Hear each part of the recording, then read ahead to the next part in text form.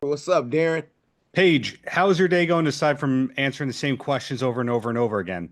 So far, I've been able to give different answers and different stories, and I'm very proud of that fact. And now I'm excited to be talking to the one and only DP. Oh, geez. Well, do I have it correct? You're the only person who was in the breed and a breed apart. No, I was not in the breed.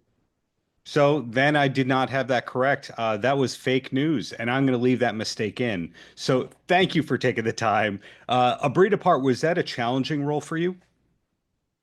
No, it was different. It was interesting and it was fun. It wasn't a role that I had played before. I just kind of like designed it, because it wasn't initially written for someone that looks like me. And so it was a fun thing to be able to collab with the First Brothers to make this new character that we haven't seen before. So how did you find your way into this role? Because I would assume you get asked rather than auditioning at this point if you're in your career for the majority of the roles. You would think, but that is I would not the case. think. But this particular one, it did come to me. Usually, I am still auditioning, unfortunately, poorly at that. But this one did come to me, and it came to me in a rendition that was not me. And so we figured out how to make it me, and I think that was a good thing. Does that mean that there was improv on the set? Oh, typically when it comes to Paige Kennedy, there's always going to be some level of improv or at least like in ADR. So you're telling me the guy behind Straight Bars 5 can improvise?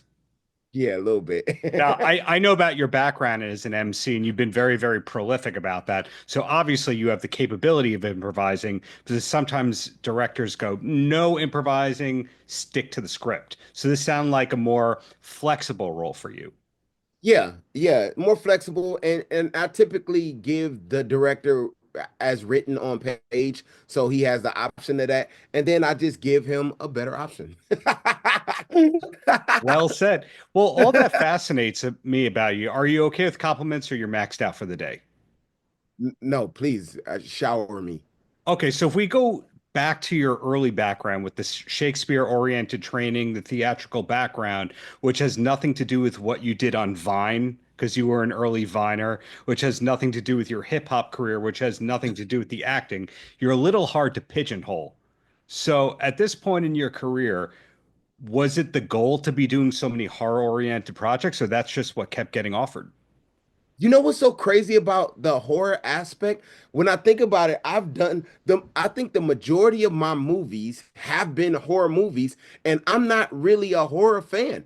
Like my son Tim, he is a big, huge horror fan. And I typically like Freddy Krueger was that's my horror that I like. Yeah.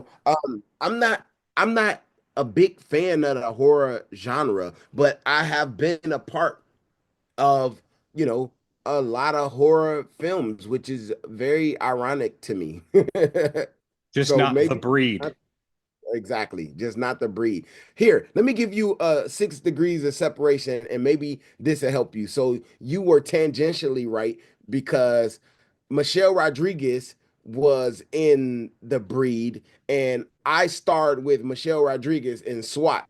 And so, therefore, by proxy, then maybe I kind of was there. That and there was a variety headline about you being cast in the breed. And I think that's What? what confused. Yeah. Dang. If Oh, you Google oh, your oh, name in the oh, oh, breed, oh. I think because the title changed. I think this wasn't always called A Breed Apart. I think it was called something else initially. Of and this title's better, of course, right? course. Of course it is. So going through what's going on in your career, this is a new movie to us, to you. You did it a while ago. When was it done with relation to your latest mixtape? So I was when I was filming A Breed Apart last year, I was coming out with I think Straight Bars 5. Hmm. And I typically always try to have a musical project come out isynchronously with acting project, which is what I have now. So I have my self-titled album, Page Kennedy, that dropped Friday on the same day as A Breed Apart because I typically like to do that. I like to give the pagers like a page day. And so, this Friday is a page day. You get to listen to the album and go to the movies and see your boy. So I haven't yet checked out the new album. Does it have Royce or any heavy hitters on it like Royce? This one I chose to be my first. This it's a self-titled album because this time I chose to just do everything like on my own. So there are no features, there are no rap features on this project because typically my albums are heavily, featured with incredibly lyrical Hmm. MCs. Just so that I can show that I can be commensurate with them on the track. But I think I've already proven that, time and time again. And so this time you get just Page Kennedy.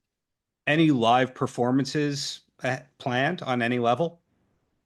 Well, I just had a live performance. I went back to my high school for the first time in 30 years last weekend. And because I usually when I go back to Detroit, it's during the summer or during Christmas time when schools are not in. And so for 30 years, I haven't been able to go back. And I just went back for my girlfriend's cousin's Michigan University graduation. And so I went back to the school and I finally was able to connect with the kids and the faculty. And I performed for them at their talent show. Wow. Okay. Michigan question for you right now. I think the most underrated city of all time for music is Detroit. And I know Yeah. that in your history, you went from Detroit to LA back to Detroit. Yeah. How do you feel about the TV show Detroiters? I mean, it's funny, right? Correct answer. Yeah. Hey, I love the fact that you have done your reconnaissance, DP. I like that. Except for which movies you're actually in. We get those wrong I too. told you tangentially you were right. So you still get credit for that. And the fact that you like know all of the other stuff, I really hope that you tap into the music. I have this new single that I just dropped called Born to Fire, and I rap from the perspective of a bullet, but not just any bullet, the particular bullet that was created to assassinate a president and giving it personification like if it had a conscience. So I'm rapping from the inception of this bullet, like what his lifespan was supposed to happen, what he was made to do, and then him making a split decision to not go through with the assassination, but he was too late and he still clipped them a little bit. And I talked as the perspective of the bullet. And that is out right now. It's called Born to Fire. And there's an animated video of it that you can also see on YouTube. And it's really cool. You should watch it. That sounds like the bullets in that Gene Simmons movie he did with Tom Selleck, which we're not going to talk about. But the last two questions before I let you go. Did you know Royce and D12 from your Detroit days? Yeah.